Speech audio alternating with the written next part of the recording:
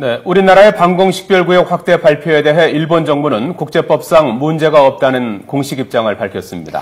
스가 요시히데 관방장관은 중국의 일방적인 조치와는 분명히 다르고 국제법상 민간 항공기 운용에 영향이 없어 문제시하지 않기로 했다고 말했습니다. 네, 도쿄 연결합니다. 박철원 특파원. 네, 도쿄입니다. 예, 우리나라가 방공식별구역 확대를 발표했는데요. 일본의 공식 반응이 나온 거죠? 네, 그렇습니다. 조금 전 오전 11시 조금 넘긴 시각 스가 요시히데 관방장관은 정례 브리핑을 통해 한국의 방공식별구역 확대 조치가 문제가 없다는 공식 입장을 밝혔습니다. 스가 장관은 사전에 한국 정부로부터 확대 조치와 관련해 설명을 들었다고 말했습니다. 스가 장관은 한일 방공식별구역이 일부 겹치게 됐지만 민간 항공기 운용에 영향을 주지 않기 때문에 문제시하지 않기로 했다고 덧붙였습니다.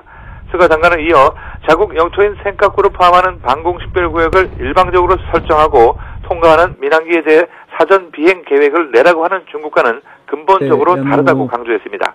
이와 관련해 오노데라 이스노리 방위상도 중국의 조치와 다르고 한국의 방공식별구역 확대는 문제가 되지 않는다는 입장을 밝혔습니다. 일본 언론은 한국의 방공식별구역 확대 조치가 아시아의 긴장을 높이고 지역 불안정 요인이 될 것이라고 우려했지만 일본 정부는 중국에 대한 입장과는 다른 모습을 분명히 했습니다.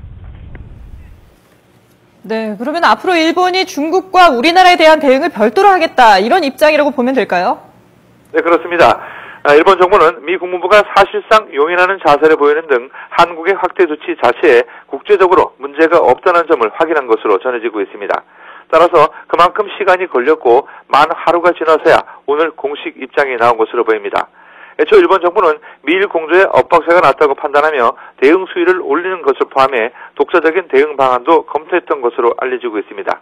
때문에 일본 입장에서는 중국에 대해서는 일방적인 조치라는 점에서 여전히 묵인하지 않겠다는 강한 입장을 유지할 것임을 시사했습니다.